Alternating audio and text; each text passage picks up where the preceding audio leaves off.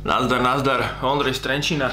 Dneska je ten deň, kedy idem otestovať 3 mobily. Je to iPhone XR, Huawei P30 Pro a iPhone 11 Pro. Ale nemám na to taký držiak na 3 mobily, takže idem si jeden vyrobiť.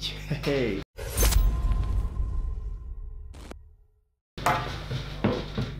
Ty kokos, skoro som rozjal flašku, keby ste videli. Jak sa zahúpala. OK. Jeden. Kurňaj sa. No. Tu dáme jeden, dva, tri. Čiže 40 centy.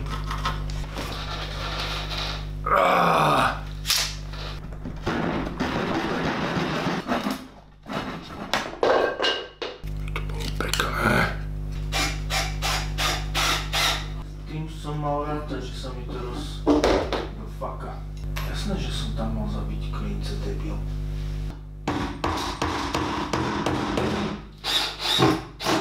No tak, ale jo, to bude držať.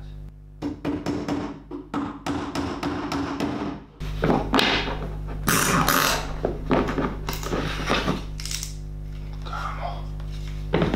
Kámo.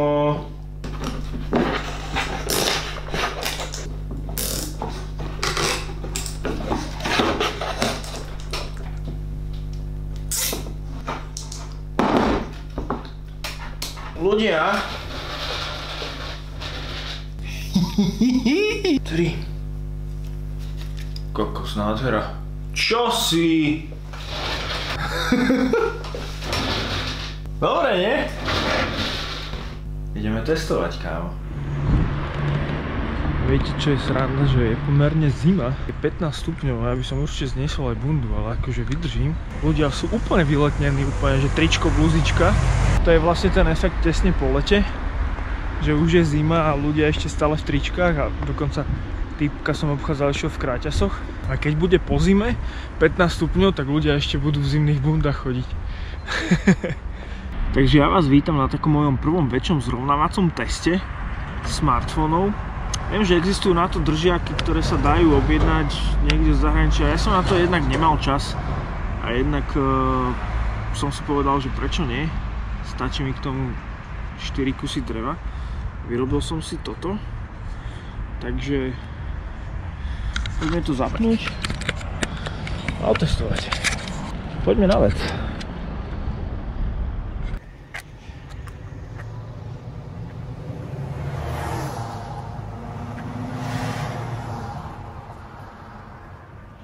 Teraz idem momentálne po schodoch.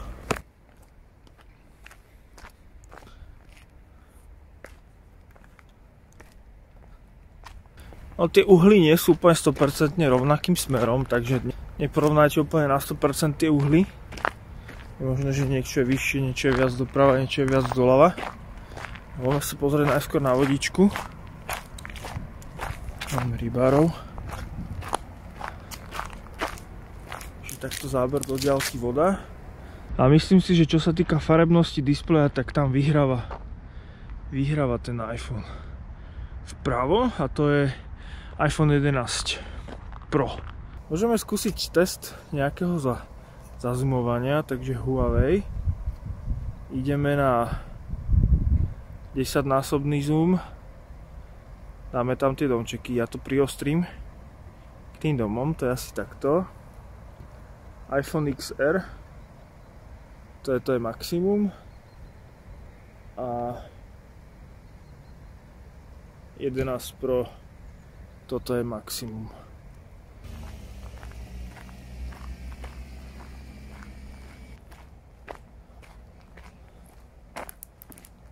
Skúsime takto do diaľky.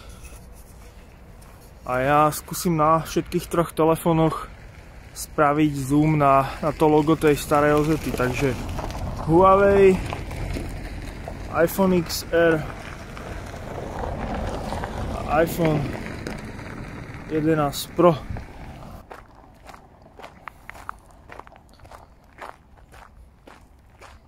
Že pekne aj dupem. Nech poriadne vidieť tú stabilizáciu. Aj tie farby, aj všetko. A že by som skúsil trošku pobehnúť. tak úplne ladne. Tak skúsim pobehnúť viac. Akože poriadny beh.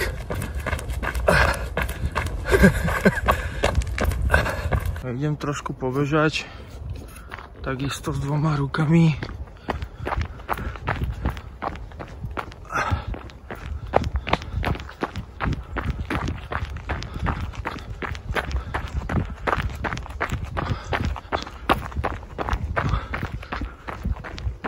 Môžeme porovnať aj kvalitu zvuku. Teraz hovorím na Huawei, teraz hovorím na iPhone XR alebo 10R, teraz hovorím na iPhone 11 Pro.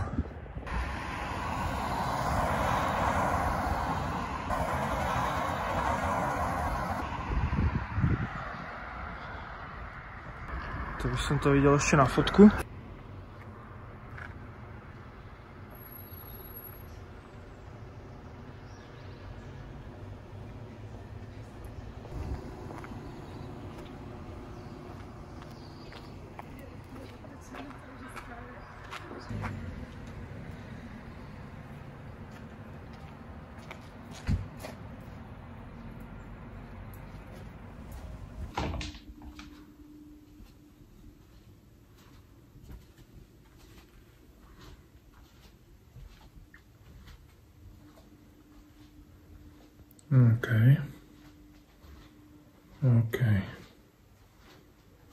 OK. Môžeme dať trošku taký svetelný test v slabom svetle. Postupne idem do lepšieho. Huawei prepálený trošku. Sa to vykorigovalo. A mne chýba jedno video, ako utekám.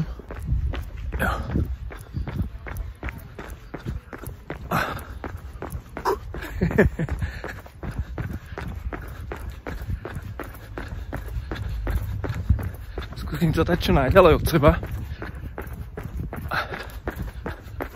Naozaj to je taký rýchlejší beh. OK. Myslím, že by to mohlo fungovať. Teraz to ešte takto chytím do 2 rúk a spravím takú viac menej stabilný záber selfieovský. Ešte môžeme vyskúšať takto výťahovku. Takto. Svetlo. Prechod do svetla. Čiže evidentne Huawei s tým má problém. A ešte tu mám takú trošku. Takže to môžeme vyskúšať. Rovno svetelné podmienky za šera alebo tmy. OK.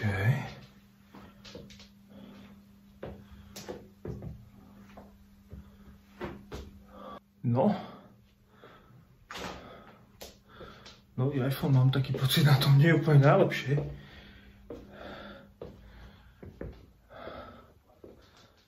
Jo. Tak akože Huawei tam to je ale to je prepálené proste. To nie je prirodzené.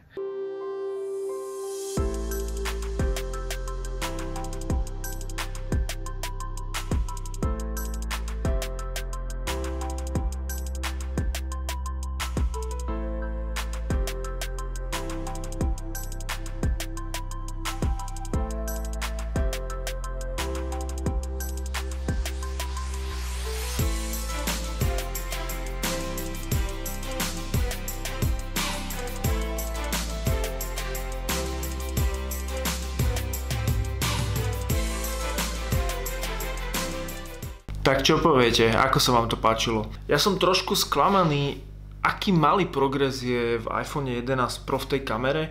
Akože áno, trošičku možno tá svetelnosť sa bola vidieť, že bola akože viac svetla za tých nižších svetelných podmienok. Možno trošku ostrejšia tá kamera, to som si není úplne istý, skôr to možno si to pozriem ešte raz v tomto videu a porovnám si tie testy a napíšem vám do komentára. Napíšte aj vy svoj názor, čo si myslíte. No a samozrejme na iPhone 11 Pro je veľmi dobrý argument ten, že keď robíte tú selfienu, tak vlastne ten objektív je trošku širší.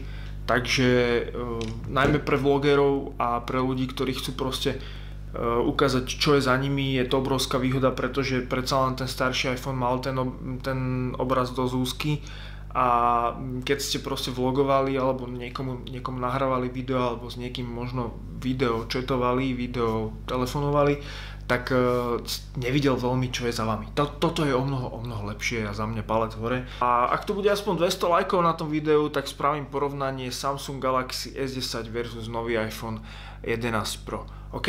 Ak ste tu náhodou nejakým záhadným spôsobom prvýkrát, tak budem rád, keď fúknete jeden odber. Je to pre mňa veľmi motivujúce.